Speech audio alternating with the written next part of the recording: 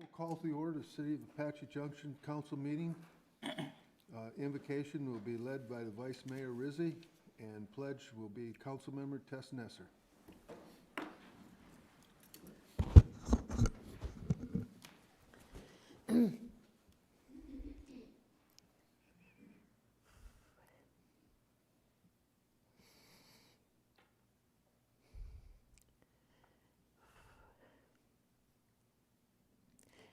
Yeah.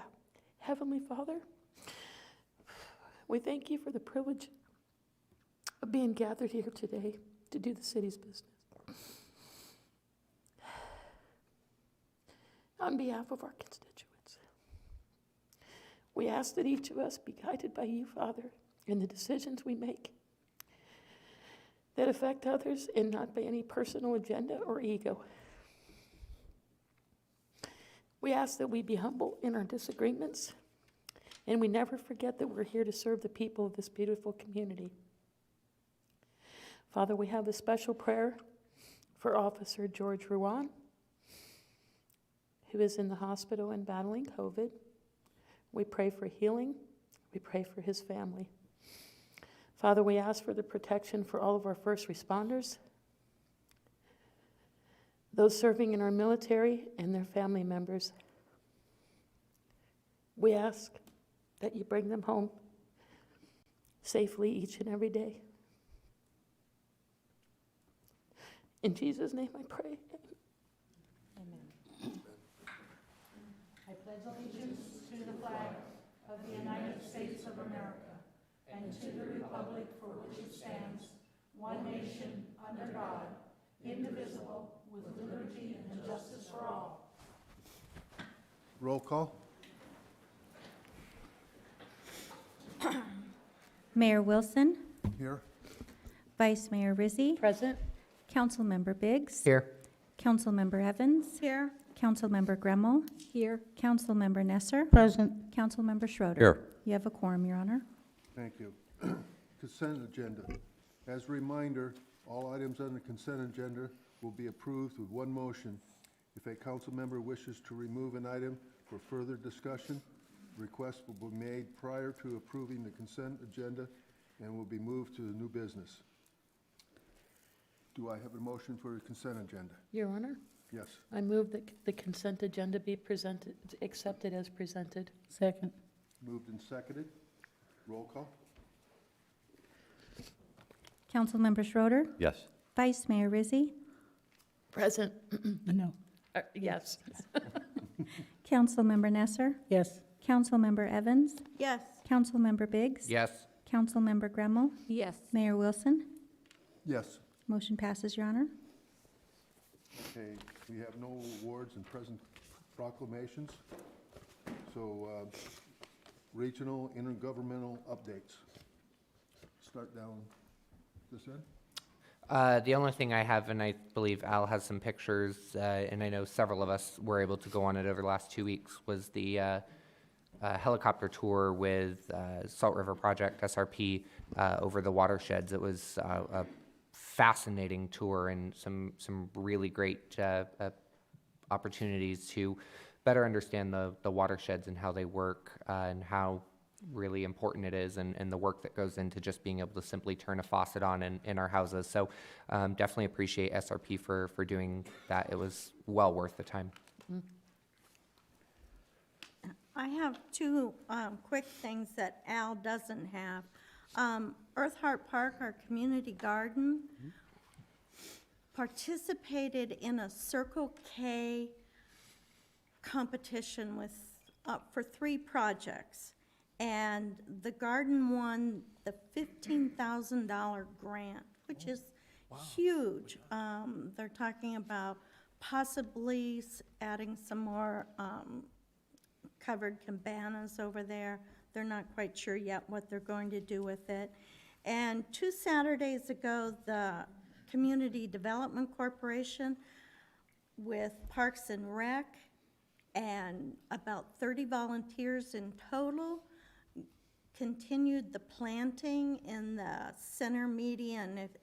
If you drive up the trail or down the trail, you'll notice we're getting more and more vegetation.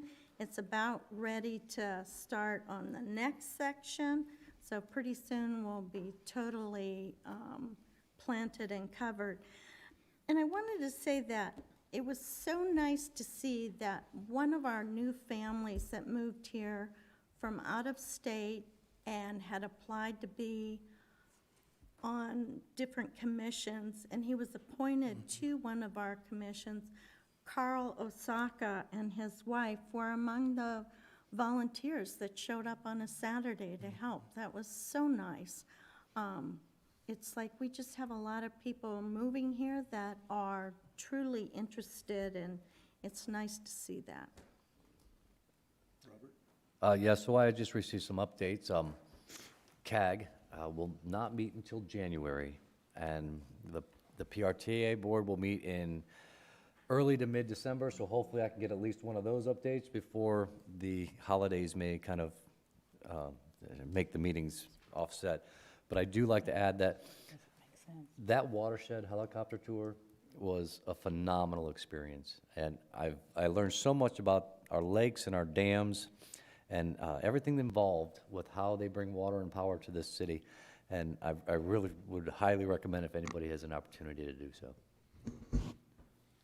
Kelly? Actually, I think I think we meet next month, so hopefully I'll have something for you at the next meeting. I would just echo the SRP tour was amazing. It was an opportunity that I was grateful for, and like Councilman Schroeder had said, what a learning experience to be able to see the lakes and the dams from up above. It makes quite a difference from seeing at eye level. Yeah. It was an amazing experience. I was going to say, if anybody wants to see what the dams look like overhead, catch me at the end of the meeting, and or any of us. We got tons of pictures. Okay, I attended the Pinell County Partnership, and this session they had some, I'll say, different developers for, different, how they all work together, from transportation to the actual developer, to businesses, to even corporations, on how everything works together. And they were showing it as how it can work together to find a clean, cooperative expansion that will benefit everybody. Discussions included water usage, how industry has found ways of actually using less water over a period of time than what they have done in the past, by not only reusing it, but also cleaning it and reusing it again and again. And then clean air programs, how they definitely meet and exceed the meeting of the county and the state requirements. And how transportation is taken into consideration, where they're going to locate for the not only future transportation, but also the current transportation. Now also, I sit on the Phoenix Mesa Gateway Airport board, and attended the I'll say celebration and news announcements of opening up Gulfstream. What it is Gulfstream builds your, I'll call them corporation jets, and they have different locations throughout the nation where they can bring their plane to do their required maintenance after so many flight hours.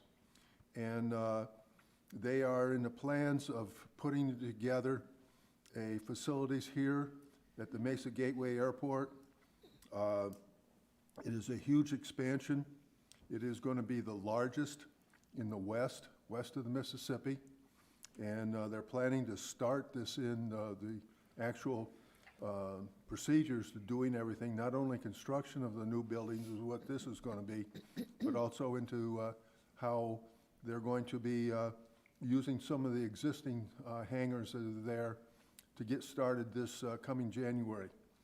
And they have a phase one, and in the phase one project is going to be anywhere from 300 to 350 employees.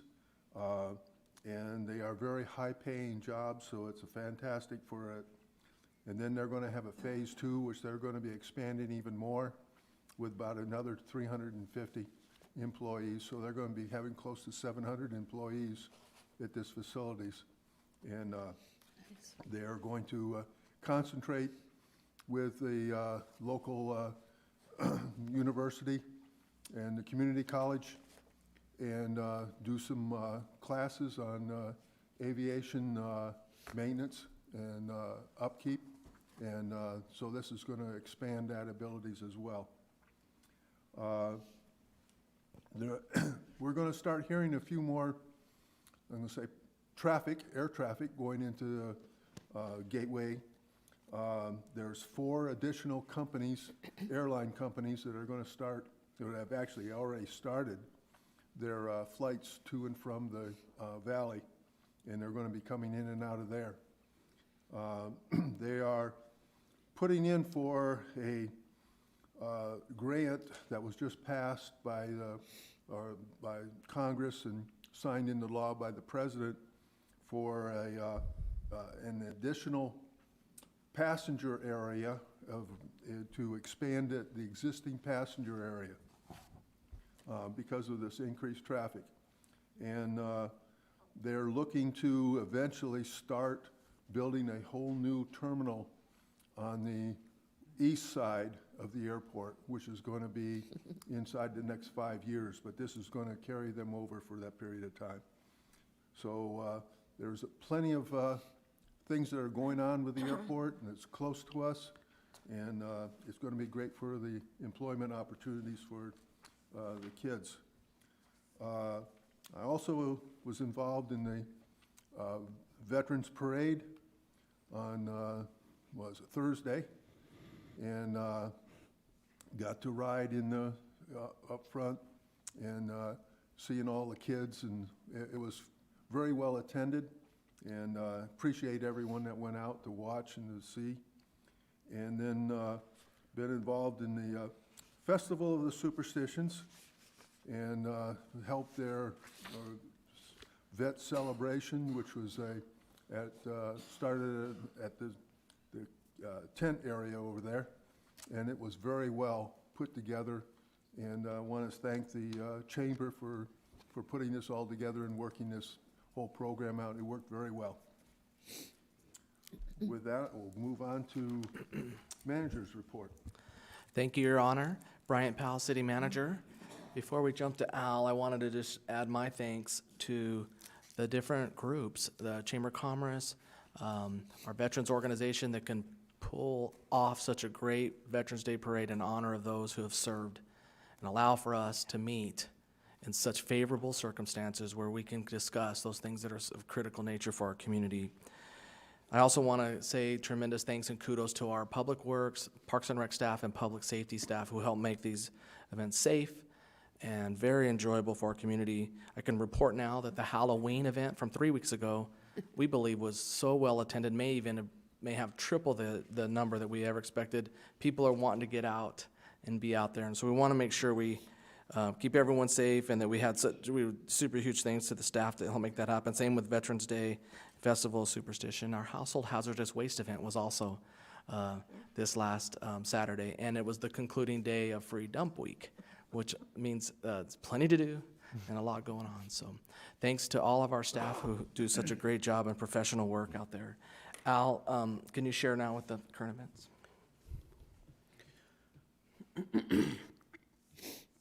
So, good evening, Mayor and Council. Al Bravo, Public Information Officer for the City of Apache Junction. Just a couple of quick announcements to go along with the celebrations we have been talking about, and if anybody wants to chime in.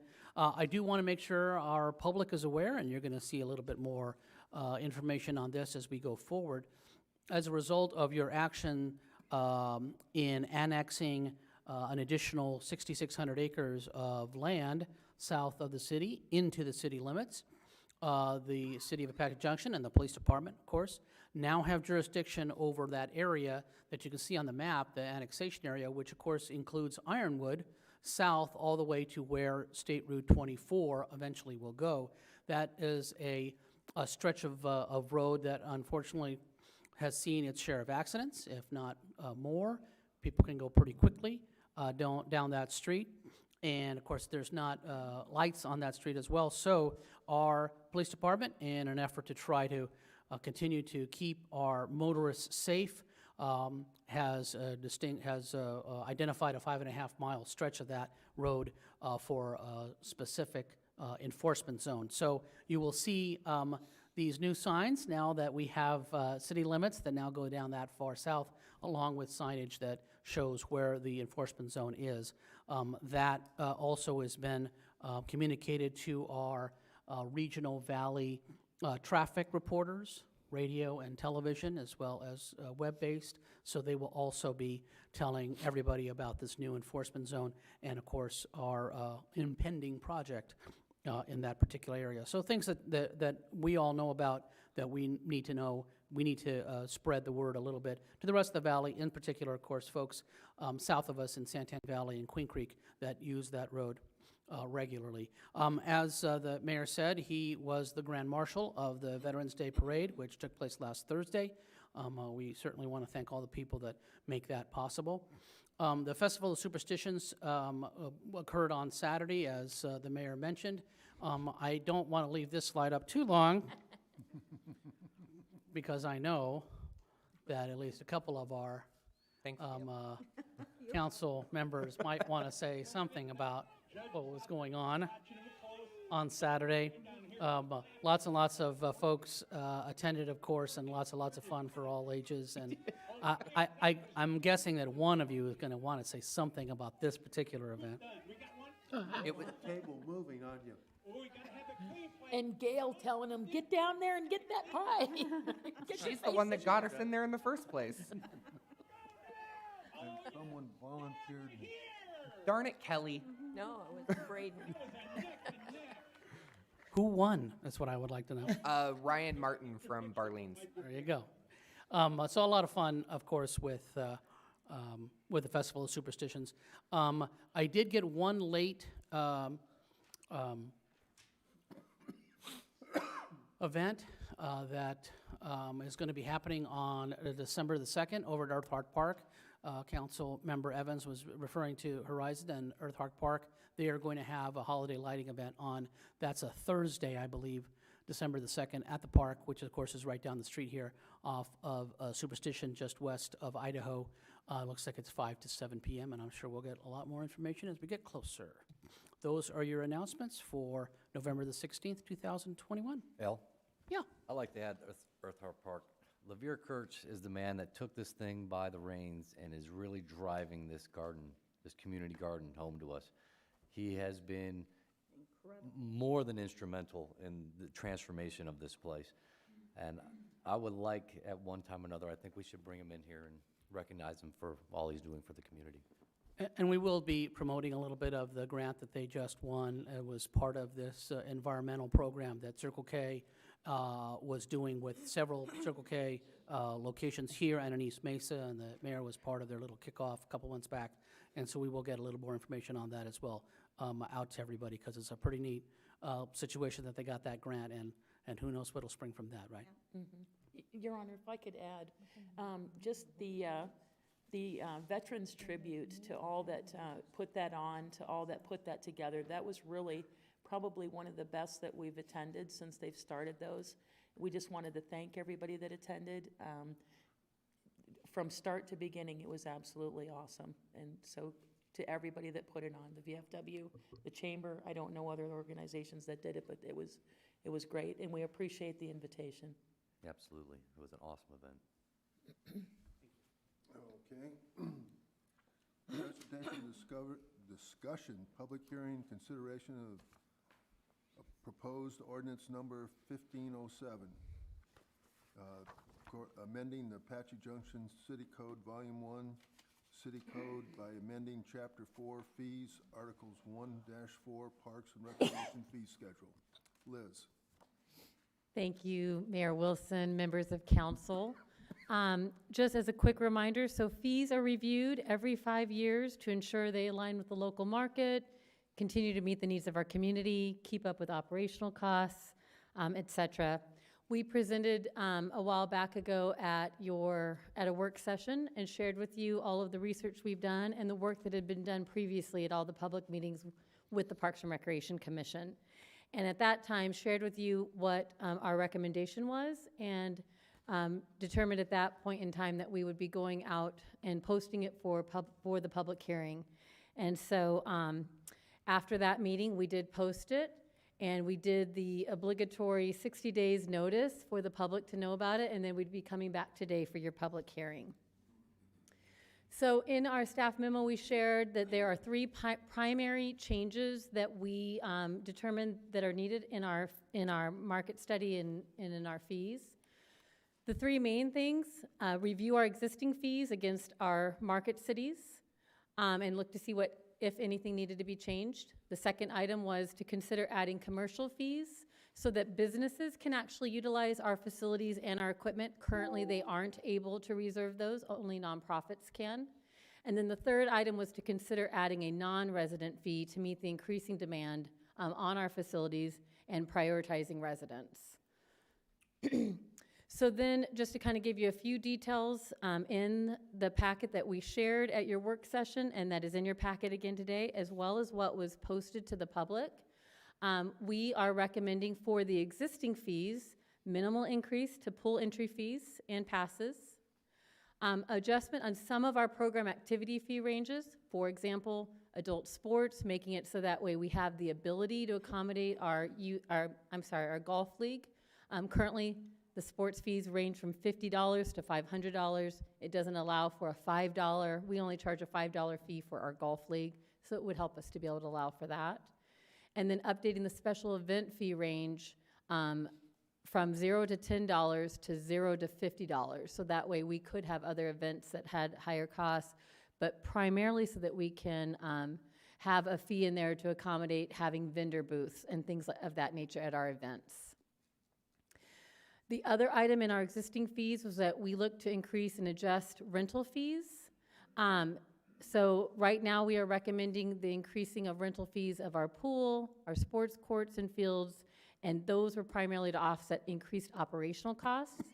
And then our field preps and our personnel fees are tied a little bit closer to the costs of our staffing and minimum wages effect and all of that. And then finally, updating our stage fees to make them more user-friendly. They end up being a little bit less expensive, the stage fee, than what was previously done.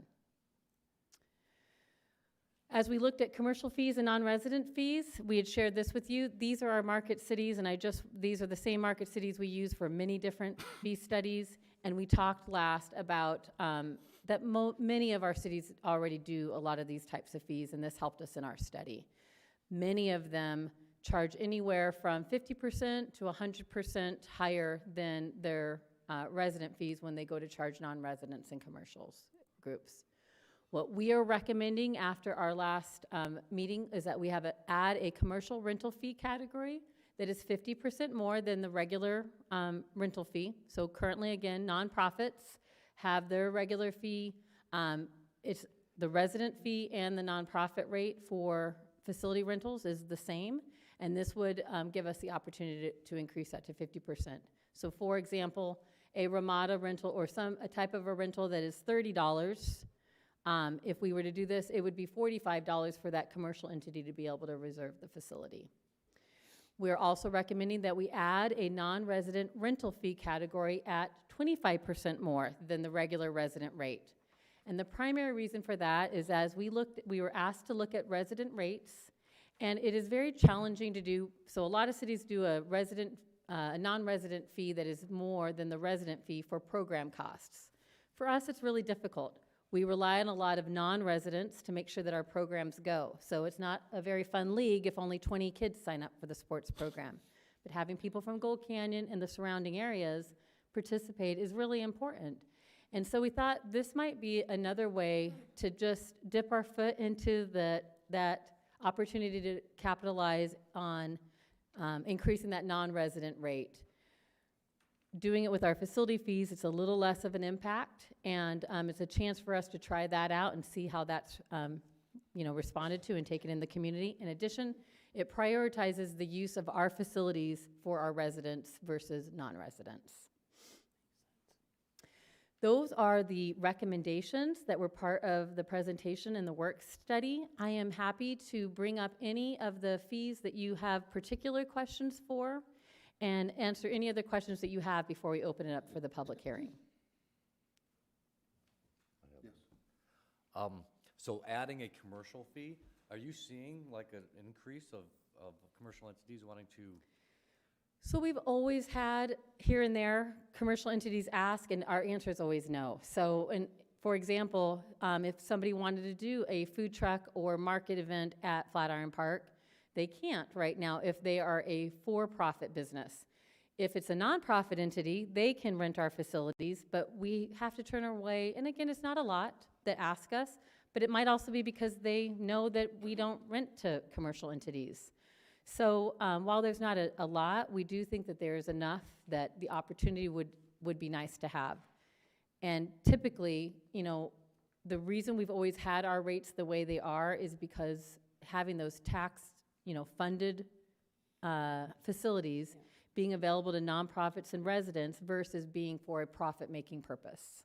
So I guess I would ask kind of the same with the non-resident, to add the non-resident. Are we getting non-residents coming in? So we already have non-residents coming. So our first step was to establish non-resident priority registration and reservation dates. So for example, swim lessons are opened up to residents earlier than non-residents. We implemented that many years ago, and that was very helpful. But just in looking at what other cities do, and as we grow, and there is an expanding demand on all of our facilities, that making it so that way at least residents do have a benefit in our community. That's why we're recommending the non-resident rate. Yes. Liz, one question. Okay. On your red line copy here under the swimming pool, the very first thing is you've eliminated the under 100 people rental. Does that mean a party of 25 can't rent the pool, or that they have to pay, they can still rent it, but they have to pay the $250 that it went up to for 100 or 150 people? I don't know why that's not opening up properly. It's just that on here it shows that that's totally been eliminated for anybody from less than 100 people. Yeah, so what we have done for that, so basically, if there are smaller groups, they can certainly rent the facility. But what we did in eliminating that, and I'm sorry, let me bring that up. I was going to try to bring it up on the, thank you, the red line version. Is it in the agenda, Liz? Yeah, it's on the Yeah, red so it's line. on the agenda and on my line, on my item.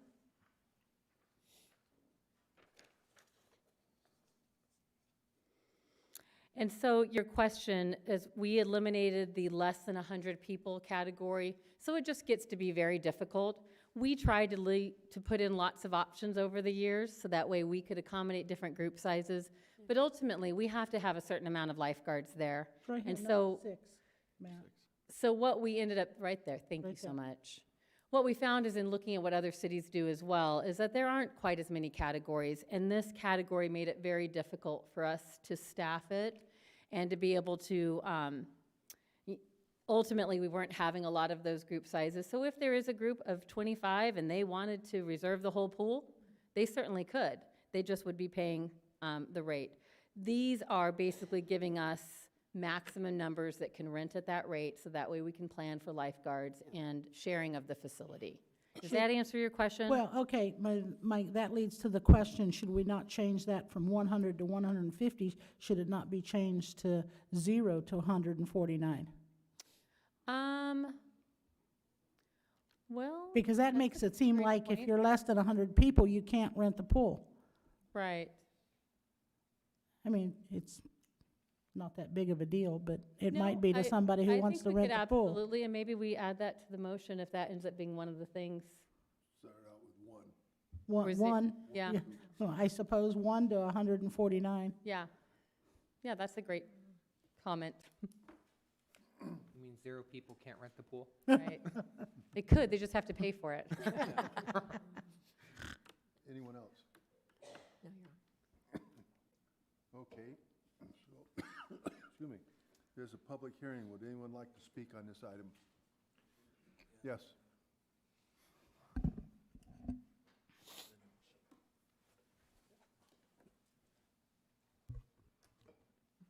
I'm Jeff Barlett. I'm over at 108 North Meridian, apartment 220 in Apache Junction, Arizona. What I'd like to say is I think it's a good thing that the parks are allowing private businesses to rent the facilities.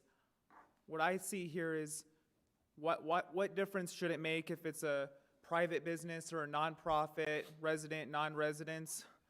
I mean, I don't see the point of charging people different fees, but it's a good thing that businesses can now get involved here. And I personally didn't like how they didn't allow businesses before this, so I mean, at least that's changing there. But I mean, besides for this, I mean, if, as a concerned citizen, I mean, if I'm paying federal taxes, being withdrawn from my paycheck that usually ends up going to grant money for public parks, I think private businesses should be allowed to operate, because I feel like if government should be supporting businesses, not trying to hurt businesses by saying, oh, you can't rent our facilities because you're a private business, or you have to pay more because you're a private business. And it seems like people have this mentality that private businesses are bad for everything. That's not true. I think private businesses are a good thing. They drive the economy. They create jobs. And in my opinion, I think things like parks, I mean, it would be a lot better run in the private sector, in my opinion. That's not how things are being run right now, but it would be nice if that can change someday. But I would like to say thank you for allowing private businesses to be allowed to rent the facilities if this passed. Thank you. God bless. Anyone else? Seeing no one? Any comments from the council? Your Honor? Yes? I was just looking at the difference in what Liz brought up on the screen for the red line version. The one in our package says up to 149. So we don't have to say 1 to 149. So we don't have to change the motion at all, is what I'm trying to say. Okay. It's written different here Up to. than it was on that red line version. Okay, thank you, that's good. Okay, anyone else? Okay, do I have a motion? No. Yes.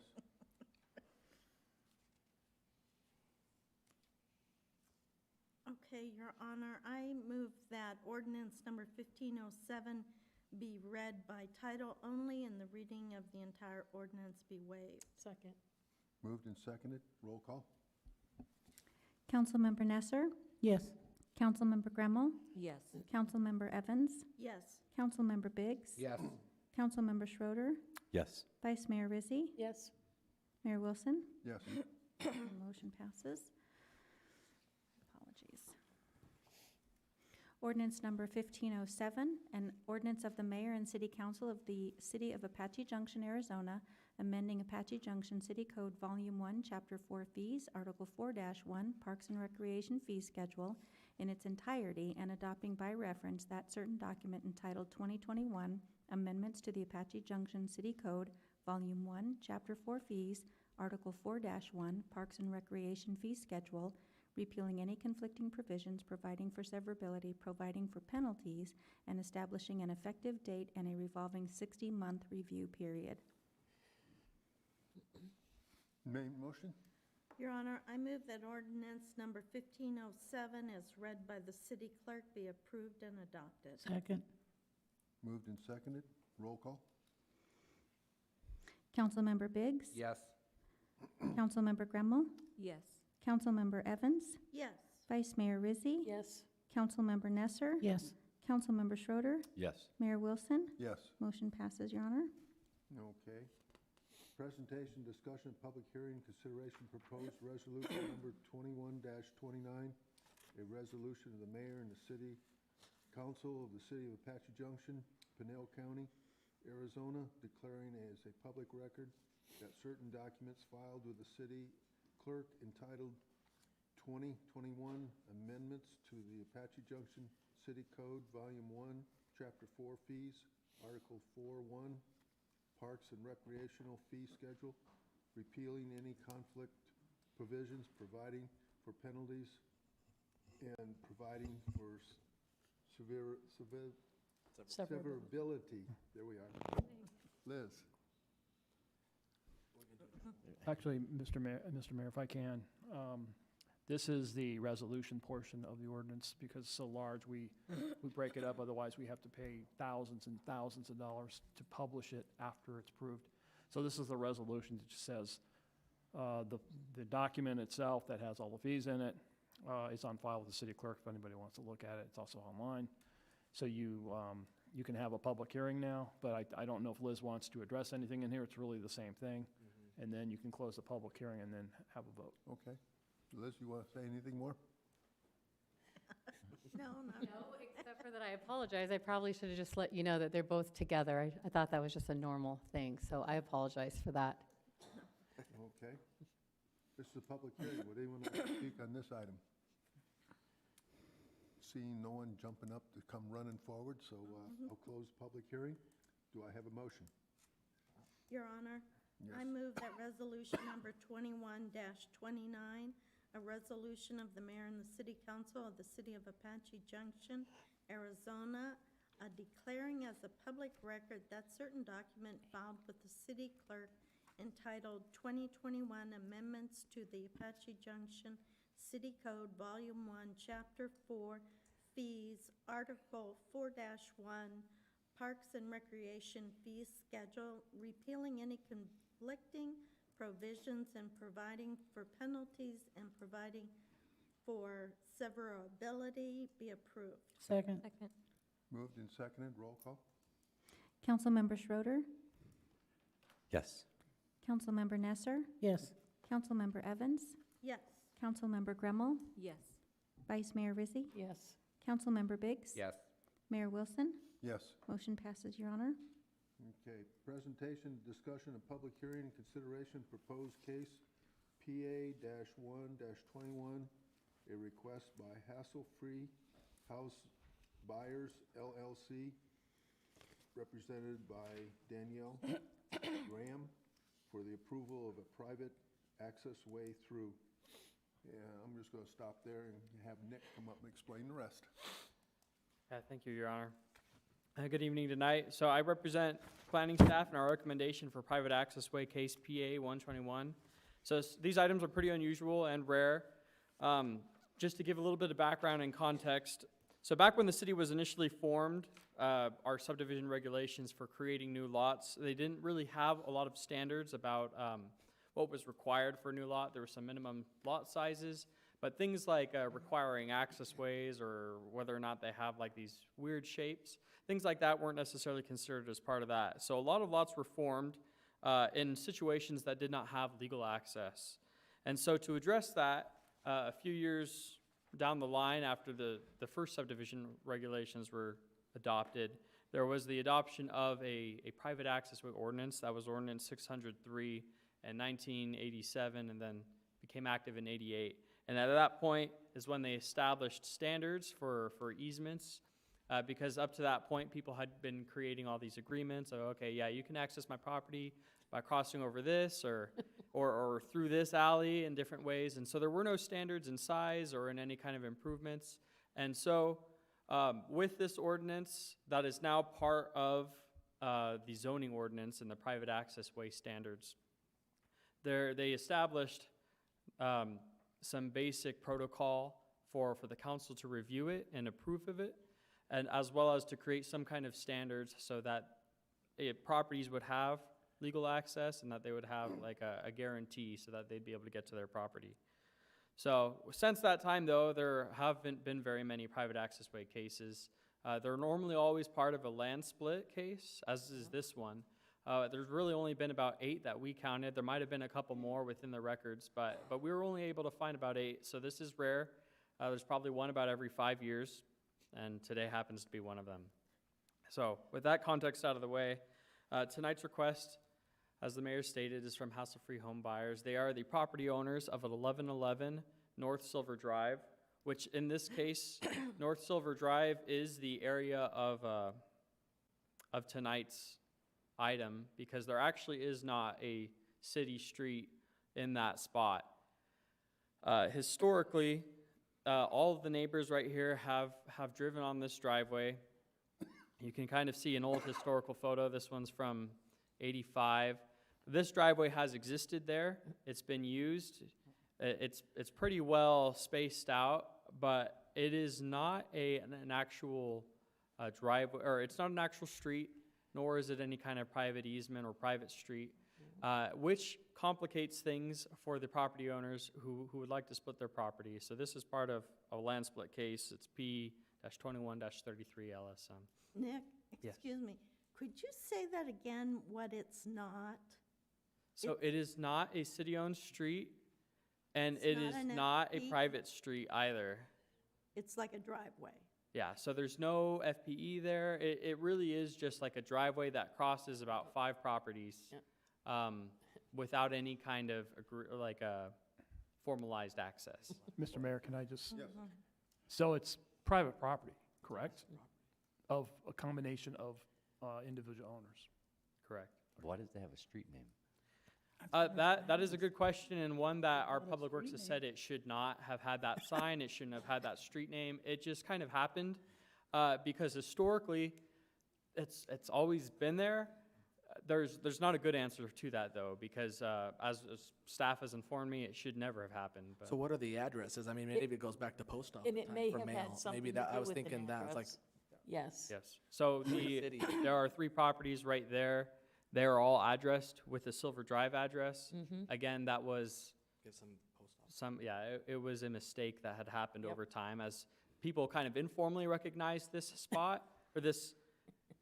It's not a street, but what people thought was a street, they kind of recognized it as such. So off of Greasewood going north, is that how because I looked at this and I'm going, well, how does 1498 get to his place, or 1524? So is that So the four- same type of thing? it actually happening is, down yes, there? it is a council-approved private access way. It, in this case, extends from Greasewood up along, I believe this is 15 feet, along 1470, and 1498 accesses their property from the south right Okay. there, so So this doesn't have to go past 1108? that's correct. So in this case, the area of, to address today, that they are proposing to have a private access way created is 15 feet of the east side of the west properties and 15 feet of the west side of the east property. So it's a total of 30 feet. That's what's already in use right now. And here's a map that kind of portrays that a little bit better. So this is the lot split map that is proposed, and this is how this came about. And so there's 15 feet on this side and then 15 feet on this side to create a 30-foot wide access way. So 1111 wants to split That is correct. that.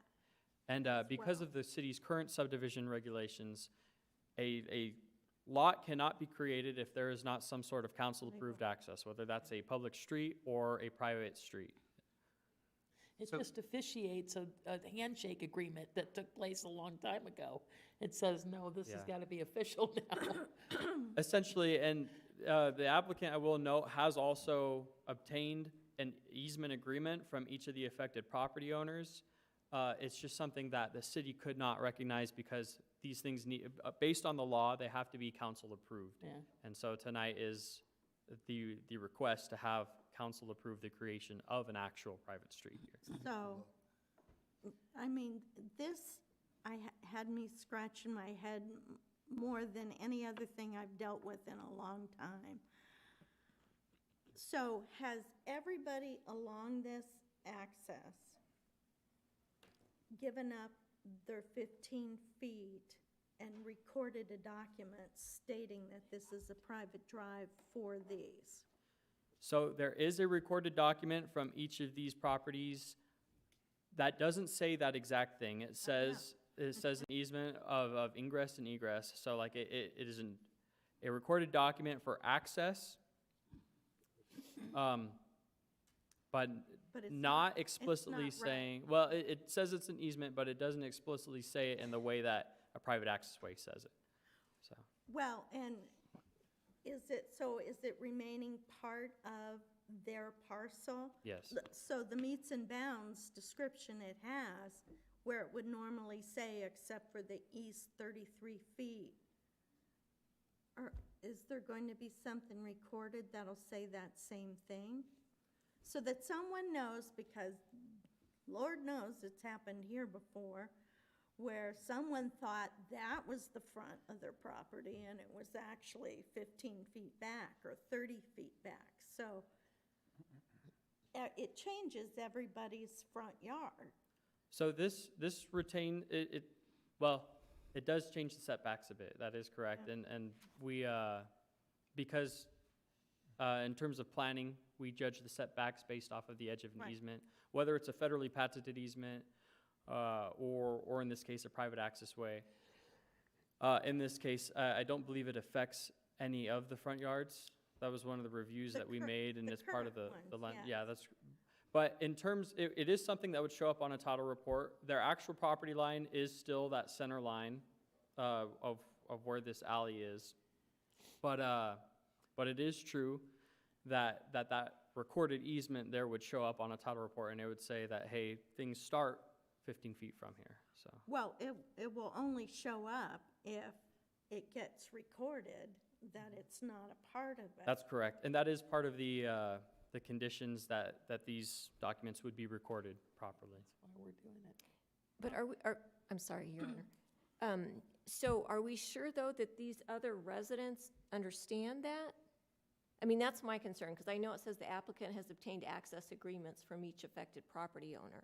But my guess is this is an attorney who's gone to them, and they don't necessarily have an attorney who's helping them make sure they're making the best decision for their property rights.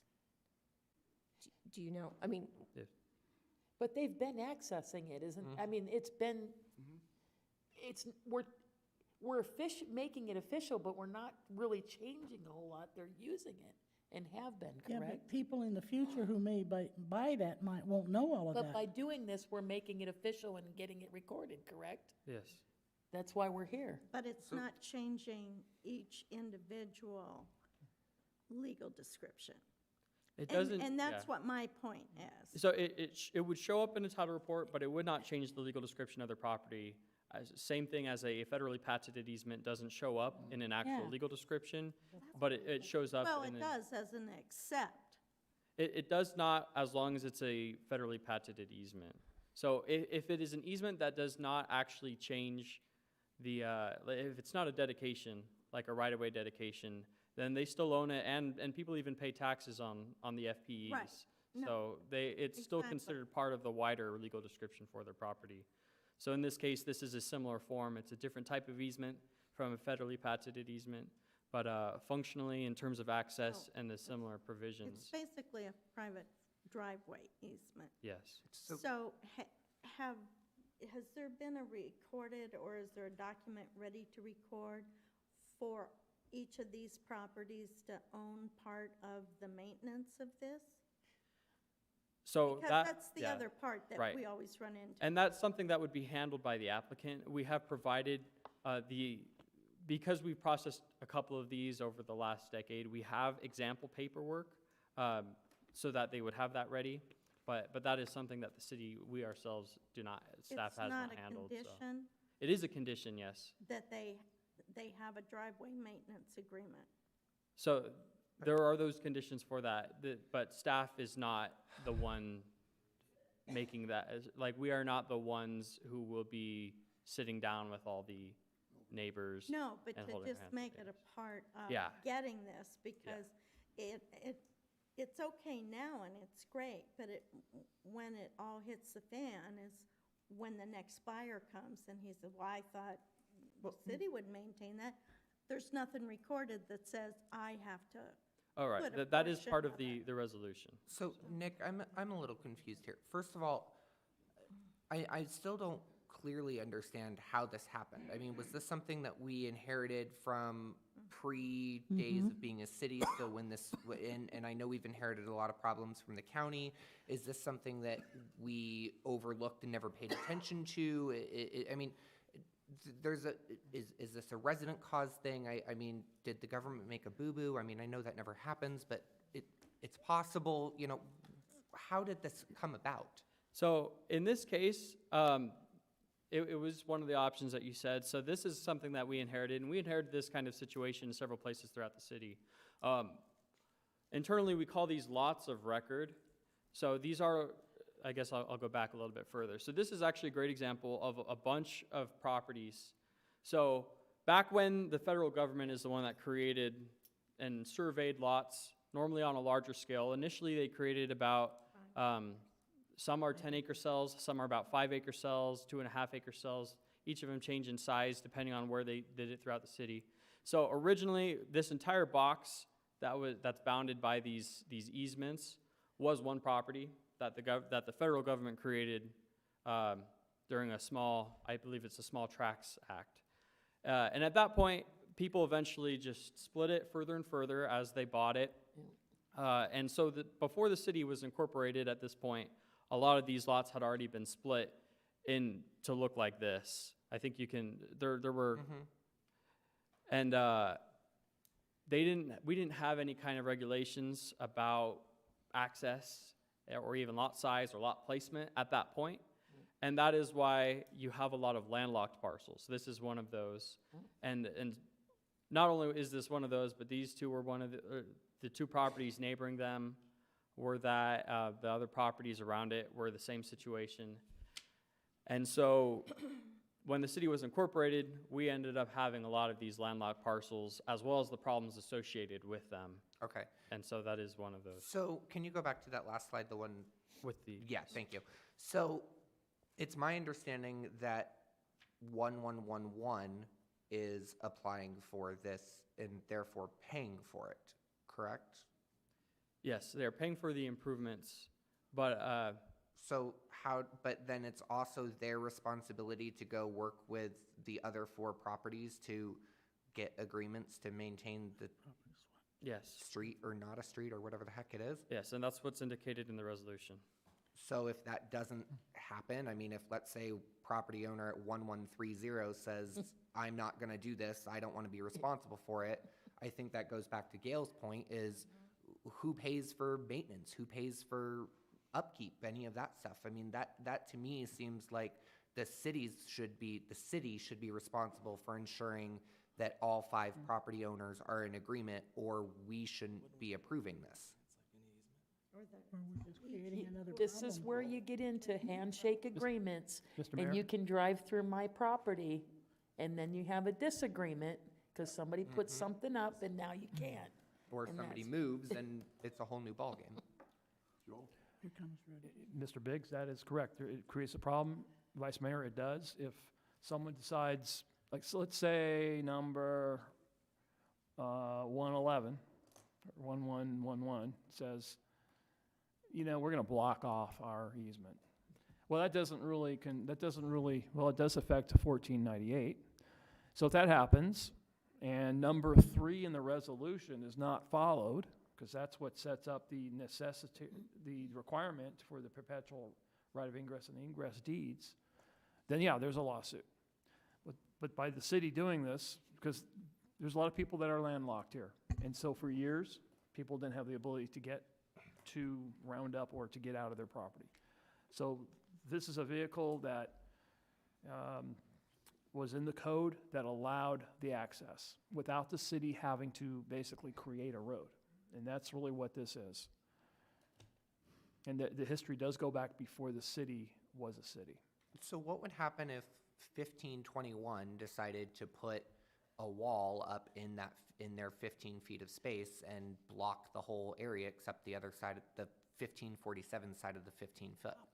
Would you Well- ask that before or after this easement is created? If they did that today, if they put up a wall today in that 15-foot blocking half of the 30-foot, what happens? Well, then part of it would be usable, but not all of it. But does the They could city legally have any legal recourse in saying you have to remove it? I mean, No, you're no. landlocking in three City- properties. The city has no enforcement ability at all in this. This is just to benefit the property owners so that they have an agreement among themselves. And that's why I was saying it actually changes their legal description, because they should all say, except the east 7.5 feet, because it's 15 foot wide. And if the correct? resolution is recorded, as well as these other deeds that they're supposed to record, that would also be an exception when you get a title report, and it should list these things. It should list it, but also the recorded private access maintenance agreement that each of them have to sign. Yes, And then in perpetuity. yes. But that's my concern is if 1111 is the person responsible for getting those agreements and 2 out of the 5 property owners don't sign those agreements, what happens? Rudy, can you come up and? Yeah, Rudy. You were just waiting. Okay, so, in the early days of the city, we did not have land split regulations. Okay, we had a zoning ordinance that established minimum lot sizes. In the early days of the city, people were running around all over town, buying acre and a quarters, buying 5-acre parcels, splitting them up, splitting them up, splitting them up, splitting them up. In 1986, we adopted a land split ordinance. So at least now we had an ordinance to try and control land splits. However, we still did not have a private access way ordinance, so there were many land splits created throughout the city that had private access way written on the land split map itself without any real documents behind them other than somebody recorded a survey map, and maybe that easement showed up on a legal description, maybe it didn't. So in 1988, we adopted our private access way regulations to try to ensure that some of these land splits that were being created either were not landlocked or could use the private access way method to create city council approved legal access to some of these landlocked parcels. The fact of the matter is, before 88 and 86, we have land splits all over the city, landlocked parcels all over the city, and some of them have city street signs for really more than anything else to give our emergency providers nowhere to go. And some of them are actually addressed off of these unofficial streets. Some of them are addressed on the nearest main street. So we kind of have a mishmash out there, especially in the older parts of the city south of Apache Trail. So once upon a time, there was a nice little old lady who sat next to Mayor Damiano in church named Frida Tyrer, who requested to create a private access way in here so that she could split her property. That was the first, one of the first private access ways that was created for Mrs. Tyrer across her lot, and so that she could create a parcel in the north end. Silver Drive never really went through. That private access way basically stops right here at 1498. During the course of that research, I discovered that there was a whole bunch of other easements that had been recorded amongst, individual property owners, reserving the east 15 feet as an easement for if you lived in one of these, if you lived in 1521, 1130, 1108, and reserving the west 15 feet if you lived here or here. So there were unofficial easements created. This gentleman here, or these folks here, after this neighborhood was rezoned, because you might recall this was also a city-initiated rezoning where we did a rezoning to try and fix the problem with the lot sizes. Our 2014 zoning ordinance had the wrong zoning in this neighborhood, so we did a city-initiated rezoning, and we put the correct lot size to the correct lots. Well, this gentleman right over here split his property, and then this gentleman here says, hey, I want to split my property too. Well, this gentleman over here, this gentleman over here off of Gold had access off of Gold. This gentleman over here did not have access off of any official street. So that's why we're here before you tonight. It is an unusual situation. The attorney representing hassle-free home buyers has gone to the neighbors to the west and also to this neighbor here to the north, and and they were able to secure these 15-foot easement documents, which are recorded, and that's great. That means that 111 now can drive across his neighbor's property in and out. However, because it's not an official private access way, the city is still under the situation that we can't approve the land split until a legal access way is created. So that's why this request is before you tonight.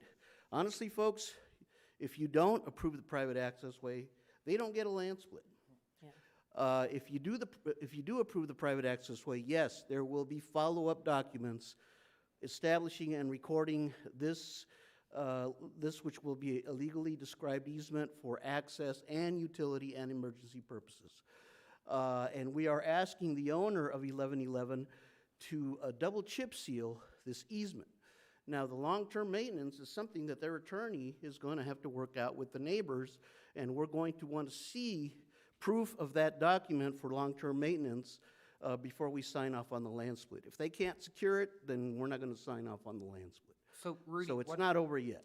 Okay, so Rudy, what is the purpose of, or what would the reason be for us to approve this now with that pending documentation happening? We don't know if that's going to happen. So I mean, if neighbors have agreed for at least a 15-foot easement as of right now, there's still other paperwork that they also need to sign off on for all of this to happen. So why would we not be able, or would it not be of benefit for us to just wait until we at least have those agreements in place to then approve everything and we know we are actually moving forward on this and there won't be a You roadblock? certainly can do that. You can continue it, and their attorney can go back and talk to those folks. Okay, we're not only asking for access, we're also asking for a long-term maintenance agreement. That is your prerogative, absolutely.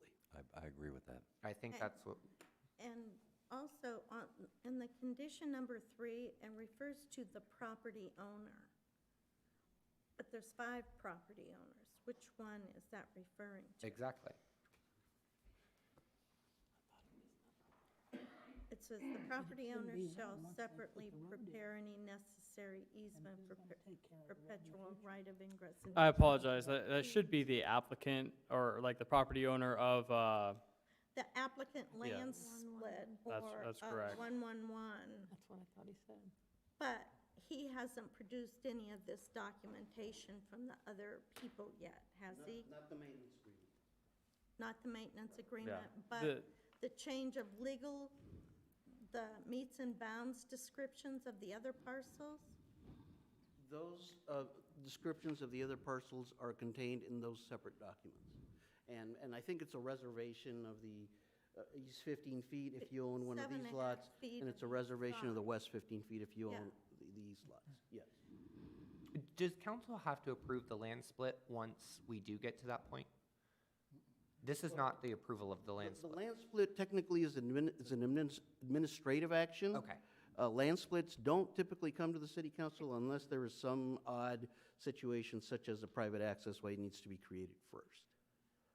So there's the potential that this could come to council for approval. If you approve the private access way, then we can administratively approve the land split. If you don't approve the private access way, then we can't approve the land split. Got it. I just wouldn't want to approve the land split until all the documentation was at the city for Ms. recording. Mr. Mayor, if that's the consensus of the council, then I would recommend that you continue this for 3 months. And by that time, everything should be wrapped up. And we could come back and we could give you status on the discussions with the attorney and the property owner. Rudy, do you foresee an issue? I mean, with staff not being able to get the maintenance agreement? Or do you think it's best that what's your opinion? Do you think it's best to put it off and wait till you get that maintenance agreement? I think that would be prudent, because, I mean, even though we can ask the person who's asking for the land split to do the chip seal and be, to handle the whole chip seal for that item, 3 years from now, 5 years from now, when it needs to be repaired, and he goes to his neighbors and say, all right, let's all chip in to fix these potholes, they might say, Huh? Yeah. So, Well, and not yeah, only that, I mean, right. what happens if between now and the time that that happens, any of those residents decide to sell their house and move? It's creating a big problem that I would rather see us have that paperwork in hand, ready to go before we open that can of worms. Because we all Everyone know agree? caca happens. Okay, so I'm going to need a motion to continue. I believe the applicant is here. They might want to chime in on this, Mr. Mayor. It is a public hearing. Okay, yeah, let's continue on. Is the applicant here would like to speak? No, not really, but. Hi, I'm the assistant for the hassle-free house buyers. The owners, Greg Ellsworth and Scott Ellsworth, are out of town right now, but I can call them to answer any questions that anyone has about the other owners on that drive. I would like to see consensus from all of them already signed and agreed to their part of the shared maintenance, who's going to run it. I've just seen these kind of things blow up Right. so easily. So it's not that we're necessarily against the land split, but I don't want that to happen until we have an agreement in, that all of the neighbors agree to. And without their signature next to each lot and in perpetuity, Right. it's kind of like, well, yeah, we have an agreement, but Just unless something it's like- recorded, it doesn't mean anything. Okay. Should I call them and see, or I don't know? No. No, I think. We're good. Yeah, no papers in. Okay, no problem. I just wanted to Okay, say that in case you But did have thank any other questions. okay. That is all. Thank you. Mr. Mayor, Yes, and with the holidays, I think February 15th that's a Tuesday night. Yep. That's a meeting night, so I think that's the amount of time you should go. Your Honor, I know we still have a public hearing to do as well on this, but I guess I'm a little confused because I thought the consensus was that we... Oh, okay, never mind. We are we're potentially continuing it so that we can see that that paperwork has been, okay, I understand now. Yeah. Do we have to continue to time? Yes. public hearing. Anyone like to speak on this item? Of course. Donna Carr, Apache Junction resident. I live by an easement. But my easement is actually owned by the state. And the state doesn't like to do anything, just to say. So, one of the things about the chipped up asphalt that you guys drop is I know I got the city of Apache Junction to drop some chipped up asphalt for me. But when they do road construction anywhere in the desert area, it kicks up valley fever spores. And when you drop the chipped up asphalt, that also has a lot of valley fever spores in it. But from what I saw, the photo is that there are power lines there. So it's actually not an easement, it's gotta be a right-of-way, because you're using it for utilities as well. I think that, if Larry, the code compliance dude, was here, he'd probably say, okay, let's just take that land, because it makes it easier. Then that way, nobody's actually fighting over anything. My easement beside my house is only 15 feet. And just to say, I mean, if each person's given up 15 feet on their section of the property, even for someone to drop a wall down the middle to keep their section, it's not landlocking anybody, because they still have another 15 feet to go to their property. And they could actually put in a fence by the corner of their property, just like the people behind me did. So that's all I have to say about it. Yes.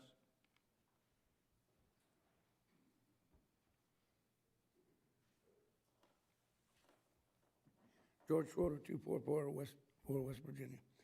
I think Braden brought up a good point. We're going to do this. We're going to go along with it. People are going to say, oh, we got our street, or whatever you want to call it, access. But there's other agencies that are involved. State, county, assessor's office. If they want to sell their home, they have to have a fine description coded in Arizona law. You have to have a coded description of, and surveillance of your property. Each one of these people is going to want to do something spectacular with their property. I assure you, we will visit this again. We don't want it to be a lawsuit. So we need to be talking with other agencies to keep this from happening. AJ is not, you know, another planet that nobody ever talks about or visits, okay? I'm well aware. I go to these other agencies to get stuff done, mostly against people who don't want to do the right thing, and they agree with me. So, again, we need to put this on hold, put it down the street a little bit, and talk with other agencies, because I guarantee you, these people that want to do this, they want to know where they want to know where that fine line is, where they can put their deco stone, and who's going to say this about that, who's going to, my neighborhood, oh man, everybody has something to say about what I'm doing. I got something to say what they're doing. So we need to avoid that by talking to other agencies. Ms. Evans knows what I'm talking about with realty. These people get really stupid. And some of these realtors, they don't even tell these people where their lot line is, what their description is, if it's been surveyed, if it's legal.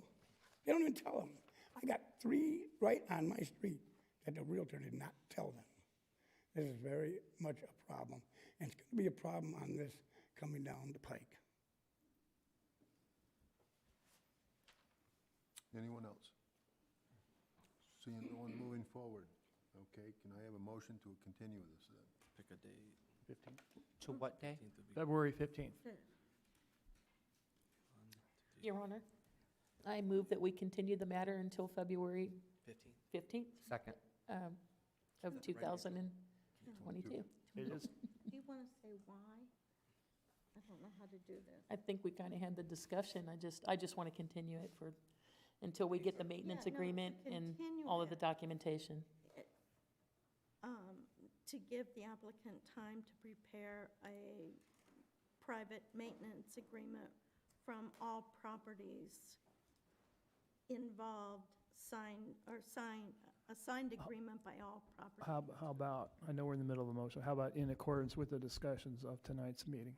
God bless you. I thought that's what I said. Second. Okay, now do I have a second for Krista's? Yes. Yes. I had Biggs on that second, Okay. on the motion. That- Okay.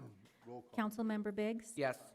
Councilmember Evans? Yes. Vice Mayor Rizzi? Yes. Councilmember Nesser? Yes.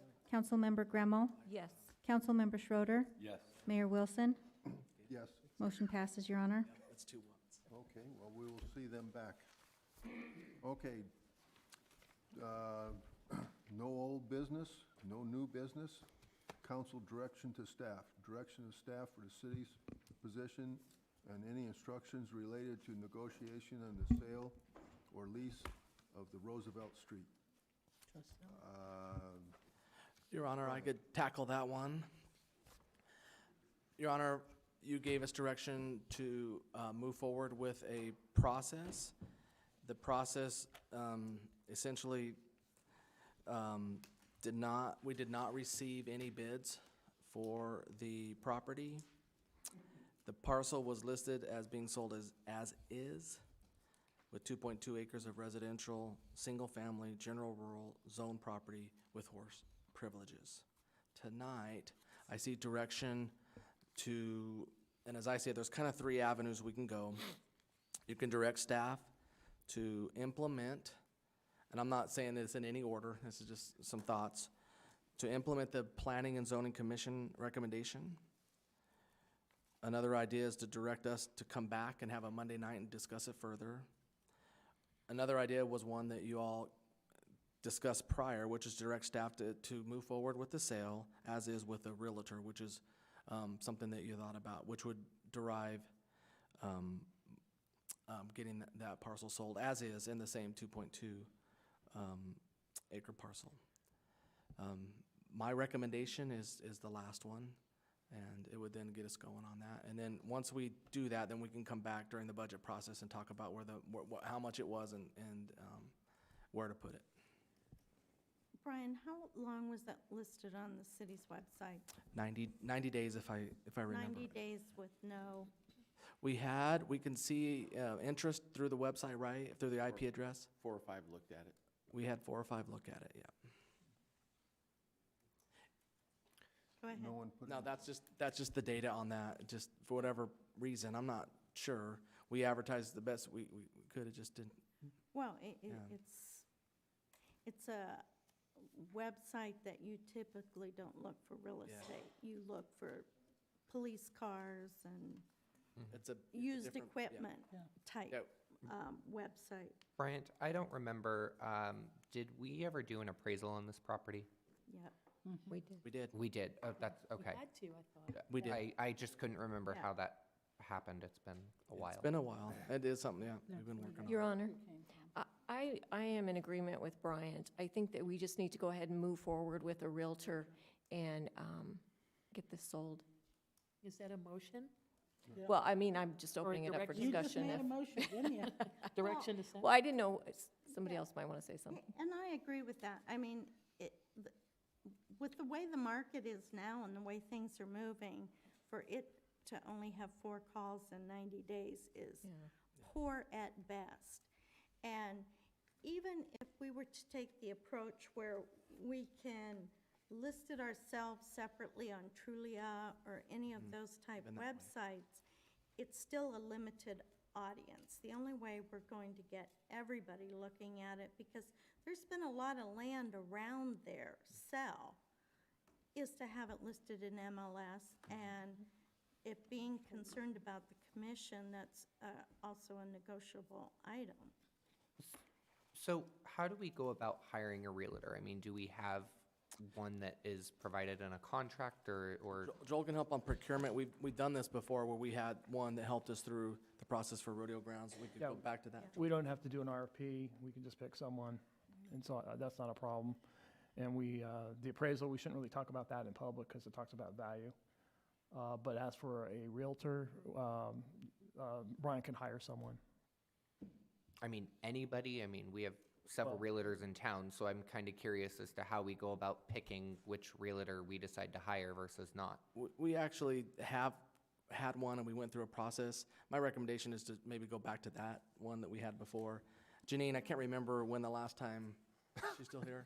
But, He's over there sleeping. It's been a couple of years. yeah, but, Does it Yeah. yeah. issue of who you pick if you do the local one? Come on up, Janine, and explain how we went through that interview process. And Can I ask- while we weren't Can I ask required a to do that, question we real went fast? through that for this one. I can see that. Okay. Your Honor, yes, we did.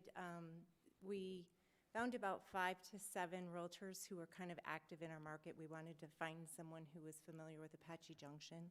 And land. And land, yes, because we were considering some land acquisition at the time. Our purposes probably would have been for more commercial versus residential. The person we ended up selecting, and Matt and I interviewed, we had them come in, and we interviewed several of them and came to a consensus that one was the best for what we needed at the time, and I think he would still do a fine job for us now. We did have him under contract for 1 year to represent the city.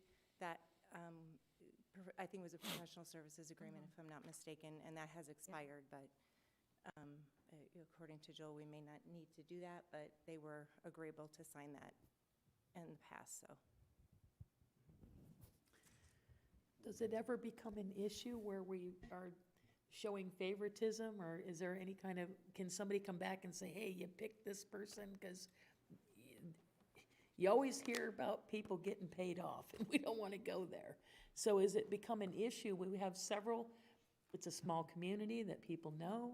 Does that ever become an issue? Well, the city manager sets up a process to interview, and then the city manager makes a final determination on who, so. That's how I would do it again, or we would go back to the one we had that went through a procurement process. Because he did do significant amount of research for us. For us, significant. So we were working on drainage issues, we were working on Yeah, some, he did provide a lot several of different work. times, we were looking at trying to find some areas for some For public works. free. Yes, Right. because we didn't end up ever He selling. did a lot of work Yeah. and never did get a paycheck out of it. Yeah. but, So, They may not even want to work with us. but we- so if we get a realtor involved, obviously, they're gonna get a commission on the sale of the property. For future, if we ever have to come across this, do you feel like, that since we just put the land in one slab and didn't divide it up, it kind of hurt or stifled the sale of it? If you think maybe had a better chance of selling if it was selling it and if it was broken up? I personally feel like the process we went through is really the detriment to why there weren't any bids. However, it doesn't mean there isn't a better way, you know, we went through the process with P and Z, and you could have got, I think the discussion that you're asking is that may have derived more revenue had we No, done that, meaning but that, who knows? would yeah. someone be more likely to buy an acre and a Instead. quarter Acre and quarter and an acre. instead of 2.5 acres, you know, and if that would have been, something that would have been more likely. It would have been half the cost, Yeah. you know, if you would have seen something, but no one really wanted the 2.5 acres that were, the whole, what, 4 people that were interested? Or that surfed the site, you said there was four hits on it? 4 or 5. I'm just curious Yeah. to see if, because we decided to say, let's just do one lot, and now it's turning around, we're having to get, you know, realtors involved, and that's gonna. I don't know. I'd be curious. I don't think it would have changed anything had we had 2 lots, if we did the same bid process on our bid It page. sounded like the issue was advertising. Right. It just We just wasn't put didn't out there advertise that much. correctly. Well, People we don't had- go to a government website to look for property. They We Exactly. go don't to a want to realtor. sell one lot. We want it all gone as one, as long as they know that there's 3 lots potential. Potential. Right. We don't That would still want exist. to do it as the 3 Yeah. separate ones, because Yeah. we'll be stuck with the one with the wash. Yeah. And So Mr. if Mayor, we, Yes. go ahead, Joel. you first. Oh, I was just gonna ask, so if we decide to go with a realtor, do we relist it at 270? Does that need to come back for a price, and we need to discuss that again based off of the appraisal? What does that look like? I would suggest we have another executive session. Got it. But as to the actual website where this was, it was the procurement website, and you have to register to get into it. And who knows if people didn't want to do that. And, you know, there's reasons for the registration. However, for something like this, which is not a good or service, maybe a different way can be done, and we can talk about that in executive session. Yeah. That makes sense. Okay. Okay. Do we have a direction to staff to go for a realtor? What he just said. Or do you want What she to said. have another, and he said. or do you want to have a more in-depth discussion at an executive session early next year? I mean, I don't think we have answers yet. I personally, I'd kind of like to hear from whatever realtor is picked on what their plan to market, what their plan of a price point, how we can best Before be it goes served. in the computer. Right, before it goes into the computer. So I'm personally fine with giving council the direction of moving forward to obtain a realtor and then set up the executive session beyond that. So how do you feel though about using the one that had already worked for us? I'm fine with that. I mean, however staff feels comfortable obtaining the realtor is I think, a staff decision, and then bring that back to us so we can move forward. Your Honor, I would just like to make a motion, if I could. I would just like to move that we go ahead and ask staff to go through whatever process they need to do to select a realtor, and let's sell the property at 978 East Roosevelt Street in Apache Junction for the price that we had previously listed it for, which was $270,000, I believe. Is that correct? Yes. Yeah. But- Okay, but that's my motion. Yep. So, Second. Okay, I got a moved and seconded motion. Councilmember Evans? Yes. Councilmember Biggs? No. Councilmember Gremmel? yes. Vice Mayor Rizzi? Yes. Councilmember Nesser? Yes. Councilmember Schroeder? Yes. Mayor Wilson? Yes. Motion passes, Your Honor, 6-1. Okay. Doing it 10 years. Selection of meeting dates and times, locations, and purposes. Do I have a next motion for meeting dates? Your Honor, Yes. I moved that an executive session am I doing the right one? Yes. Yeah, Yep. I moved that an executive session at 6 PM for Monday, December 6th, and Tuesday, December 7th, 2021, be held in the City Council Conference Room and City Council Chambers at 300 East Superstition Boulevard, Apache Junction, Arizona, respectively, and other meetings scheduled if necessary. Second. Roll call, please. Vice Mayor Rizzi? Yes. Councilmember Nesser? Yes. Councilmember Biggs? Yes. Councilmember Schroeder? Yes. Councilmember Gremmel? Yes. Councilmember Evans? Yes. Mayor Wilson? Yes. Motion passes, Your Honor. I'd like to remind everyone that call the public as a courtesy is not required by law. It's a time for the public to express requests, communications, comments, and suggestions. Request to speak forms must have been completed and handed to the city clerk before the end of the city manager's report. All issues shall be presented in a professional manner without personal attacks. Under the open meeting law, council cannot engage in discussion on issues presented, but may respond to criticism and may direct staff to follow up with a speaker directly and/or place the matter on future agenda for the council to discuss. There is a 3-minute limit for each speaker, and I have 3. And Mr. Perkins, Nola?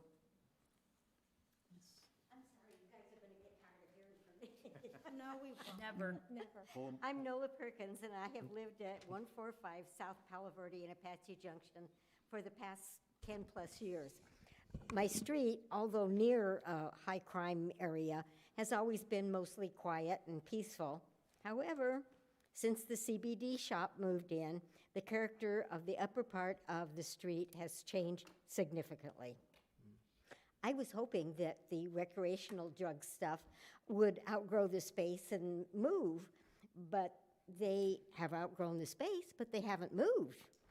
I know there's nothing that you guys can do about the shop being located in this inappropriate area, but I have some suggestions that might ease the residents' pain a little, if you want to hear them. The problem is too much traffic in the area.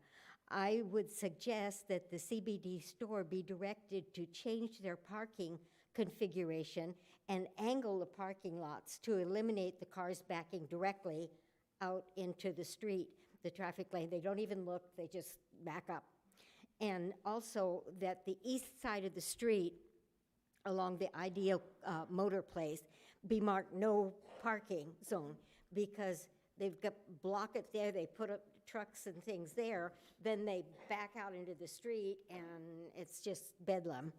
And in addition, this solution, part of the solution would be, and we'd all appreciate it for more reasons than one, is have the alleyway on the east side of Ideal Motors made passable. And that would be advantageous for 2 reasons. One is that take the traffic away from the portion of South Palo Verde where the CBD traffic is so dangerous. And it would also allow the westbound traffic from Apache Junction to turn left across the trail and go there and not have to go down to Ocotillo and make a U-turn and come back and then go down South Palo Verde. And I know this is probably pie in the sky, but my wish list includes putting speed bumps on my street to slowly increase speeding traffic generated by the CBD store. Thank you for considering my requests. Thank you, Thank you. Granola. George Schroeder?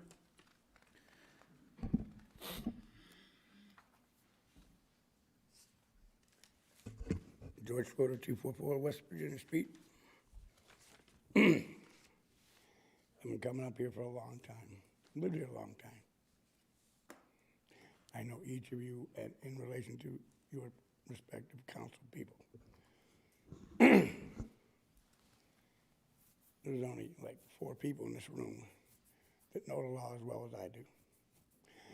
Not you, not you, not you, not you, not you, not you. Miss Grimmel does. 20 years, city prosecutor's office. That means everything that you do, she's been there before. What I see is a degradation of accountability for this city, more and more and more from some of the council members. What you think you know about the law, you only know what the state wants you to know. That's it. If you take the Constitution of the United States and you put up a Constitution of Arizona, night and day, night and day. We have a republic and we have a communist state, just like Venezuela, because that's the way some people want it. And come hell or high water, they're going to get it. Okay? The difference is the people with money want 1,000 feet between their homes. the difference between the people that we're getting and the customers and what they're building on 1,000 people on top of each other. This is wrong. So you're getting rid of things that are making the city non-accountable for their actions, such in the last one where you can't ask somebody what their past history was. Well, you can, and you have the right to do so. I assure you, I will do so. So when you come and you have arguments during a live session with each other and you're swearing, you're going out to the public, okay? Unprofessional, unacceptable. So I'm telling you right now, I would ask that you apologize to Ms. Evans tonight in open council, or tomorrow morning, she's gonna have your papers ready for recall. Have a good night.